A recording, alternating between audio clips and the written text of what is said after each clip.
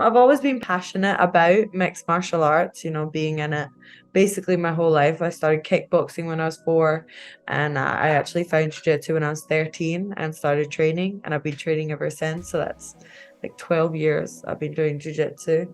And it's something that I've loved. It's something I love to compete in. It's something I love to watch. And like I said, with it booming right now, I think that it was a, great time to open something of my own and give people another platform that they can compete on, because I don't think that there's enough of that in Australia. I think that it still needs to grow. And, with the Fitness Expo giving me this platform and giving other people the platform where they can watch it, and, maybe we'll get a couple of people signing up to start jiu-jitsu from there and start their own journey. And you'll also have, people coming down to compete and supporting the Fitness Expo. So I think that everything, is working out very well for this one. I've set it up so it's going to be a really, exciting way of watching jiu-jitsu. We're doing like a no points scored, which means it's going to be action packed.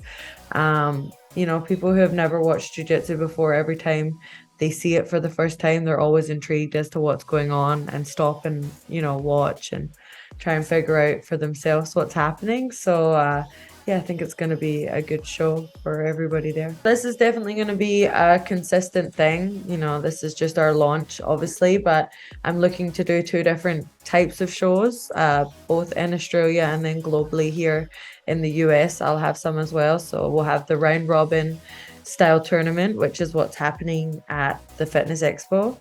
And then I'll have an invitational where winners of the round robin tournament and then sort of bigger names in the jiu-jitsu and MMA world will come together and compete and, put on a sort of professional show in that sense as well. So there'll be a lot of opportunities for people to compete throughout the year. That was a hard pill to swallow, but honestly, I did take a lot of gambles in order to have that fight, coming off an ACL injury very, very quickly and everything, but it was just too good of an opportunity to pass up. And I'm not someone who likes to sit back and wait. I like to bet all in on myself, and good or bad, whatever happens, I'm okay with. So obviously sad and gutted, but I know that my next time out there is just going to be that much better, because, I'm hungrier than I've ever been, and very, very excited to get in the cage again. I mean, even with my loss right now, I've always said no one is unbeatable. So,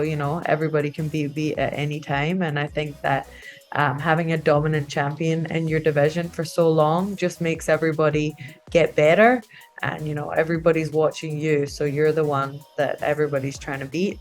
And I think Alexa Grasso did really, really well. She obviously game planned for that and her executed it perfectly. And I'm just super happy for her. And I'm also super grateful that it brings a lot of excitement to my division now, with the rematch obviously going to go down, and then everybody's talking about who could possibly be next, and it just keeps the division alive having someone else on top.